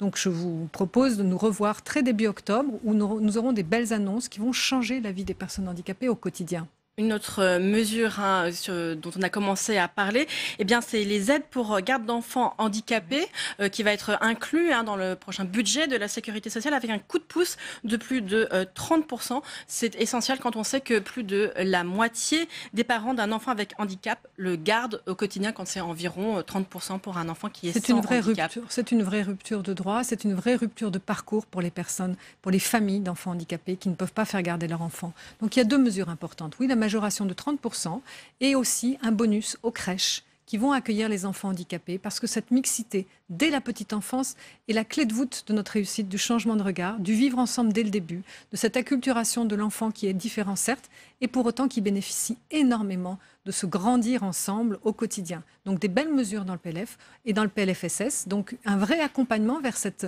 société inclusive. Alors je sais que c'est un mot qui recouvre beaucoup de choses. Tout ce que l'on veut, c'est le vivre ensemble. Dans le droit commun, des dispositifs qui sont bonifiés pour l'accueil des personnes handicapées, qu'ils soient petits, crèches, centres de loisirs, CFA, dans les apprentissages aussi. Nous aurons une bonification des contrats d'apprentissage.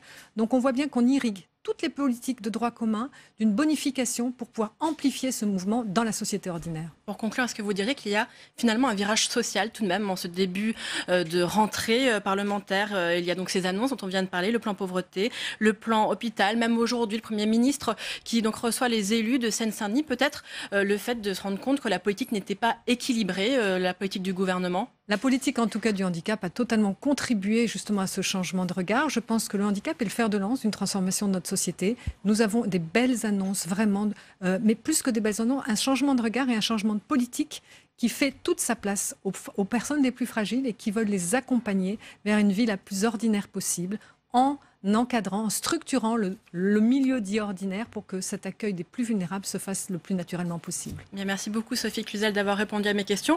Et on retiendra donc que le décret va sortir avant la fin de l'année. Le rendez-vous est donc pris. C'est l'heure de sénateur à domicile aujourd'hui. Nous allons dans Lyon, circonscription d'élection de la centriste Dominique Vérien, ancienne maire de Saint-Sauveur-en-Puisée. Elle est engagée depuis de nombreuses années, vous allez le voir, pour faire vivre le musée Colette, la romancière connue pour ses ouvrages comme La Chatte ou encore Sido, est native justement de cette petite commune. Alors c'est un bel exemple de restauration et de dynamisme local que nous présente Fabien Recker. Saint-Sauveur-en-Puisée, dans l'Yonne, terre d'élection de la sénatrice Dominique Vérien. Dans ce village où grandit Colette, on a fait le pari du tourisme culturel. Depuis 2 ans, on peut y visiter la maison d'enfance de l'écrivaine. Et le papier peint de cette pièce, c'était le papier peint original, enfin il a été refait. Oui, en fait, tous les papiers peints qu'on voit dans la maison de Colette sont les papiers peints qui ont été retrouvés sur place à partir des fragments d'origine. Un minutieux travail de restauration a permis de reproduire à l'identique chaque détail de la maison des Colettes. Dans le jardin, la bibliothèque paternelle ou dans sa chambre d'enfant. Une chambre, Colette le dit, sans confort. Un petit lit bateau, un gros édredon rouge, une table de chevet, une veilleuse, une chaufferette, peut-être une petite coiffeuse, pas d'autre confort dans ma chambre d'enfant. Et en fait, en près de 50 ans, elle a laissé des dizaines, des centaines de pages qui décrivaient très précisément cette maison. C'est une sorte de mode d'emploi. Et nous, on a décidé de la prendre au pied de la lettre et de suivre ces textes pour faire rentrer les gens à la fois dans l'intimité de cette famille, mais aussi au cœur de l'œuvre. L'association fonctionne sans subvention et parie sur le bouche à oreille pour attirer les visiteurs. 37 000 à ce jour. Venus de région parisienne, ces touristes ne connaissaient pas Saint-Sauveur, mais repartiront conquis. On va en ressortir complètement renseignés sur la vie de Colette. Il nous reste finalement à lire complètement ses œuvres. Si la maison de Colette attire du monde à Saint-Sauveur, le projet s'inscrit dans une politique culturelle volontariste de la mairie, qui se veut attentive aux besoins des associations. Les concerts organisés dans cette ancienne briqueterie attirent par exemple un public venu de toute la région.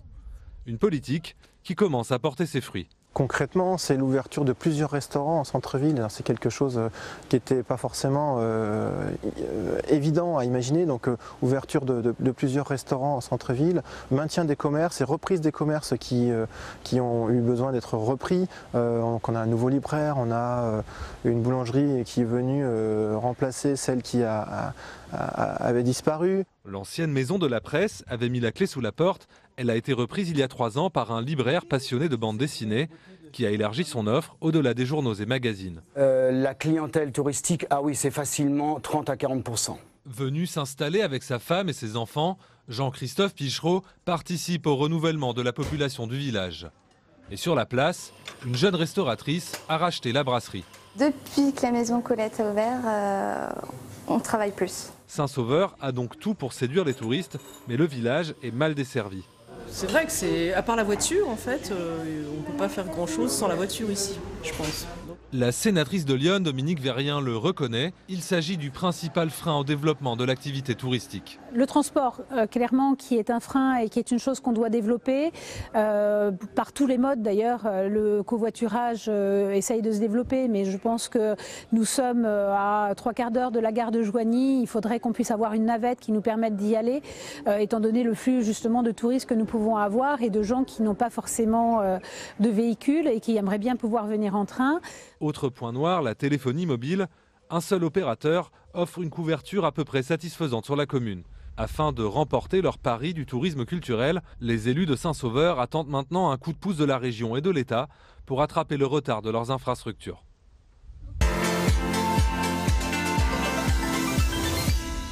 Bonjour Dominique Verrien, merci d'avoir accepté notre invitation. On voit dans ce reportage la culture, finalement, ça permet une réelle attractivité des territoires. Ah, très clairement, c'est vraiment l'exemple que l'on peut avoir, puisque, alors là, nous avons beaucoup parlé de la Maison de Colette, mais nous avons aussi une foire des potiers, nous avons aussi plusieurs types de concerts, que ce soit classiques, de rock, pour tous les âges, et on se rend compte qu'en fait, ça génère du flux dans le village. Le fait de générer du flux, ça génère des clients pour les commerçants. Le fait que les commerçants aient des clients, ça permet de garder les commerçants, d'avoir donc des habitants aussi, parce qu'ils savent qu'en étant à Saint-Sauveur, on a tous les commerces à disposition. Donc c'est vraiment... C'est pas facile, Dominique Verrien. Il faut se battre, il faut trouver des subventions, des mécènes. On a entendu, l'association, par exemple, n'a pas vraiment de subvention. Alors, elle n'a pas de subvention de fonctionnement. Elle en a eu, par contre, pour pouvoir faire les travaux.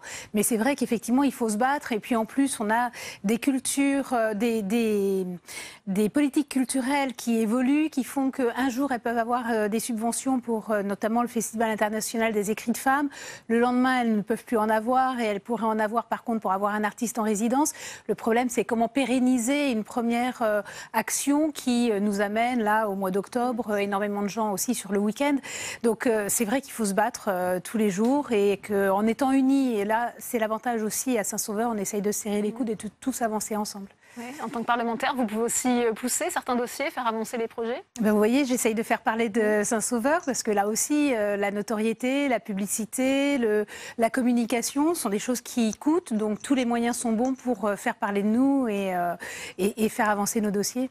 On sait que la restauration du patrimoine, avec ce fameux loto lancé par Stéphane Bern, permet une certaine mobilisation, une certaine sensibilisation aussi des citoyens à cette question. C'est important, ça permet de faire avancer les choses. Alors, c'est très important parce que ça permet la communication, effectivement, et la mobilisation.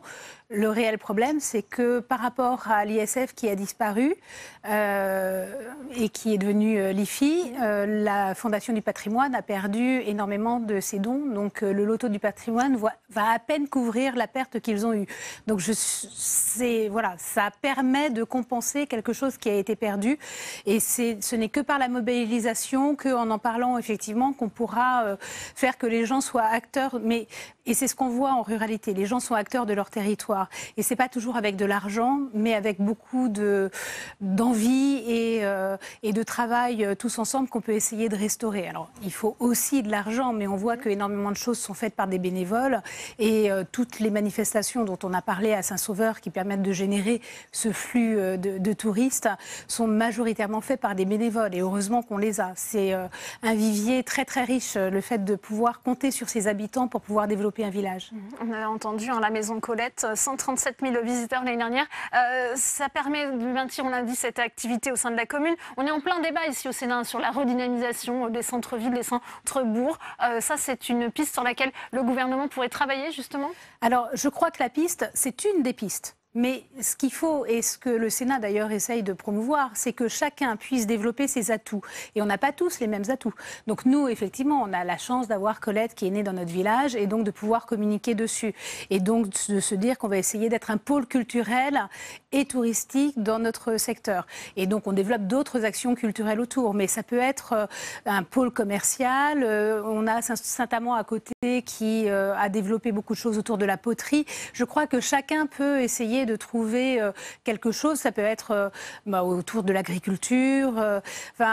L'idée, c'est qu'on donne la possibilité à chaque territoire de se développer en fonction de ses atouts et en fonction des compétences et des appétences de ses habitants. Oui, il y a malgré tout des problèmes, ça a été rappelé, d'infrastructures en matière de transport. Là aussi, quelle voix pouvez-vous porter ici au Sénat ?